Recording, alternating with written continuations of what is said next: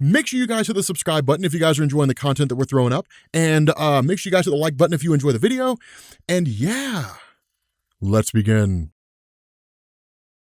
Okay, so we are getting back into not Dark Knight's Metal, the Batman Who Laughs. And again, like in the last video that we had, we were talking about the nature of like the Last Laugh protocol, right? And how Batman had activated it. Now, for those of you guys who were catching up, the Last Laugh protocol was a protocol designed by Batman for the purpose of like cutting off Gotham from the rest of essentially like the world, right? Like just totally isolating the city in its entirety in case something happened, like the Joker decided to release Joker toxin into the water system or something like that. Batman could activate it and keep the toxin from spreading throughout like the rest of the country, the surrounding cities, different things like that. And so because of the whole situation, the way it's unfolding, when Batman activated this, didn't suddenly turn into, okay, Batman's basically sided against everyone. And that was kind of where we were left, right? Like we were left with this idea that Batman is sided against like everybody, and he had basically joined the Batman Who Laughs. And that's kind of the funny thing, because where you have Alfred in his ear telling him, hey, look, like your toxicity levels are getting super high. If you keep doing what you're doing, like if you go into any kind of situation that heightens your adrenaline, then you're going to switch over to the Batman Who Laughs, right? Because your cells are almost completely irradiated with his whole formula, and you're going to end up turning into him. And that's when Batman kind of chimes in and says, no, I didn't activate this because I'm becoming the Batman Who Laughs. I activated this because it's the only chance we have. And that's kind of the cool thing, because then you have the son of Commissioner Gordon who comes in and says, yeah, it basically buys us time. Now remember, the son of James Gordon, James Gordon Jr. is basically crazy and like a serial killer, right? And so bringing him in here, it's kind of Batman's way of being able to see into the eye of a crazy person. But the issue with this is that as Batman has slowly started to become the Batman Who Laughs, what it's done is it's kind of altered his perspective to where he can sort of see directly into his mind, and not literally, but insofar as functioning akin to him in how he thinks. And that's what he says, I pretty much am him. Like I almost am the Batman Who Laughs. I know his one real weakness. I know where all of this is leading to. And so what this does is it allows them to essentially set a trap, taking over the entirety of the power grid and allowing it only to really be controlled from the Batcave. What it means is like they're the only person that can do anything with it. Now, of course, Batman also acknowledges that the Grim Knight, right, like the Punisher Batman from an alternate reality, can basically like hack into the power grid and do whatever it is they need to do, but it'll take time to achieve that, which buys them time they didn't have before. And so again, it's kind of a cool little moment, because we basically switch over to like an alternate reality when you end up having like some version of Bruce Wayne that basically bought everything, right? Like literally bought everything in Gotham City.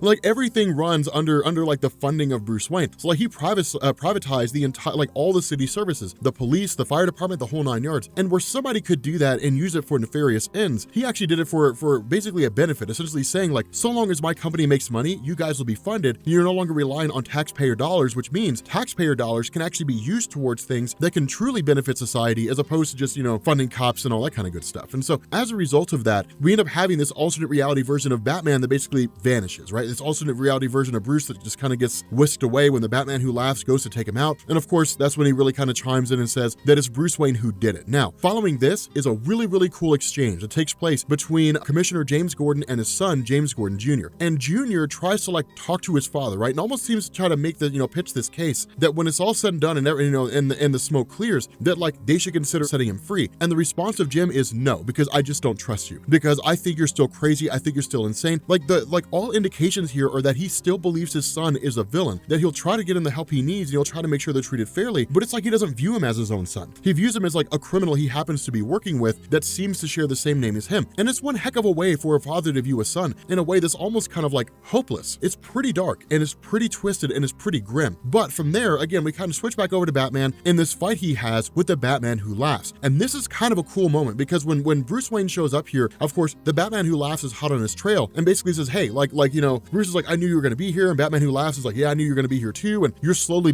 turning into me. And it's almost kind of like mind games. And that's one of the things that you don't really see when it comes to Bruce Wayne. When it comes to him, like toying with people, it's usually based on fear, right? It's usually based on the idea of like, I'm going to use fear to try to overcome you. So it is mind games insofar as he plays on people's psychological perspective of like fear and all that kind of good stuff. But with a Batman Who Laughs, he's really more just maniacal. And so seeing him play mind games with Bruce Wayne, like, yes, man, you're becoming me. Like, you're slowly turning into me. There's nothing you can do about it. Like you believe you have this great big huge grandiose plan set, but I promise you, this was all according according to me. Like everything that's happening here is happening because I wanted it to. It's kind of a cool little exchange. Now we know the Batman Who Laughs really loves doing that. I mean, we've seen from the stories, the way the stories have been written, that he loves focusing and kind of messing with people's individual minds. He talks about things like killing the entire Bat family. When you had like Bruce Wayne, who was kind of like, I guess when he was turning into the Batman Who Laughs, when the toxin first began to infect him, it was kind of like, okay, I can maintain my sanity, I can maintain who I am, and all it takes is the smallest push, the smallest nudge over the edge, kind of a homage to the Killing Joke with all it takes is one bad day. And so what he ends up saying here is that like, hey, when it came to the Bat family in my universe, where I come from, I wanted to make sure they were aware of what was going on, so I invited them over for tea, and setting the tea out was enough of an adrenaline push to push me over the edge. And when they showed up, I killed them all. It's just, it's little things like that, right? Like just kind of like, this is how twisted and screwed up you're gonna become, and there's nothing you can do about it. There's nothing you can do to stop it. And so following that, again, kind of switching back over to Commissioner Gordon and James Gordon Jr., we get this really cool segment, right? Where like they entered into the Bat Armory, and then of course, when they come out and the Grim Knight's there kind of going crazy and doing all kinds of bonkers stuff, they end up busting out with like these Batman Beyond costumes, and it looks amazing. Like it's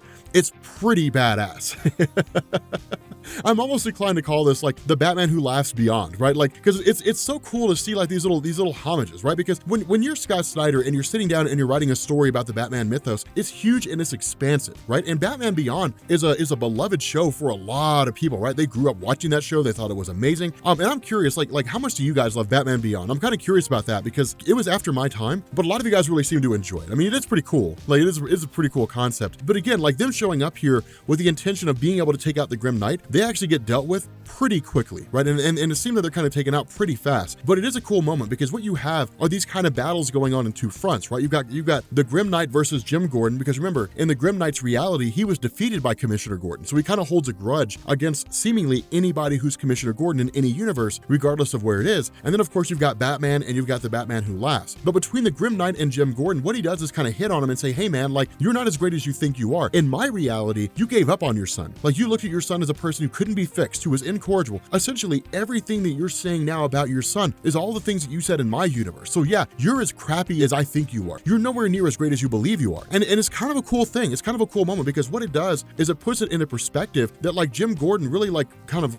hearkening back to the things he said to his son is not that great of a human being. He just kind of gave up on his son, which is something that no person should ever, no parent should ever give up on their child. And so it's kind of like, what kind of a parent is he really? Now again, of course, the fight between Batman and the Batman Who Laughs, I think is a lot more desperate because in this fight, what you have here is essentially Batman not really fighting the Batman Who Laughs so much as fighting to become that version of himself, right? I mean, because it's the one thing he seems to be the most terrified of, becoming some twisted version of himself that's bent by nothing but chaos and evil, and all it wants to do is just like inflict as much damage, death, and destruction as it can. Like Batman's terrified of that. The Joker takes hold basically, and like he's infected forevermore. And like having an Earth where there's two Batman Who Laugh running around, that would be bonkers. Like, I mean, you're talking about probably the death of the Justice League. You're talking about the deaths of most of the superheroes because you have all the ingenuity and all the intelligence of Batman combined with all the insanity and the chaotic nature of the Joker, and then you double that and then you set it loose on the superhero community. What hope does anybody have, right? So like Batman's not just fighting for himself, he's kind of fighting for the world in a lot of different ways. And that's really when he kind of hits at it. When the Batman Who Laughs talks about a lack of hope and he says, you have no real hope here and there's nothing you can really do to win. The response of Bruce is, I have one hope. Like I found a universe where there is a version of Bruce Wayne that is hopeful, where there is a version of Bruce Wayne that hasn't given up yet, that hasn't like gone down this dark path that I've set myself on. And it's basically the child version of himself from a different universe. And of course, this version comes running in and Bruce is like, hey, go with them, go take off to the Batcave. It's designed to be hopeful. And that's kind of the crazy thing because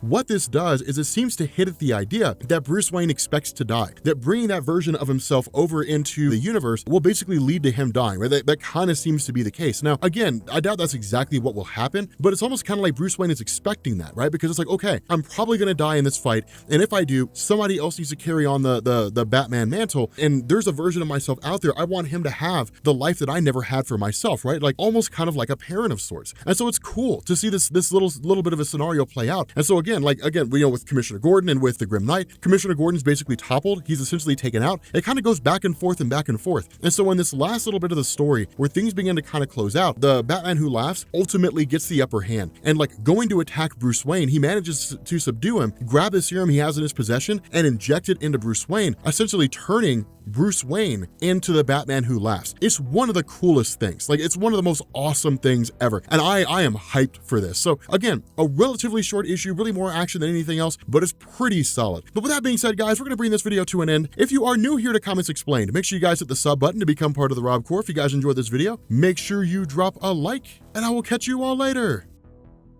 Peace.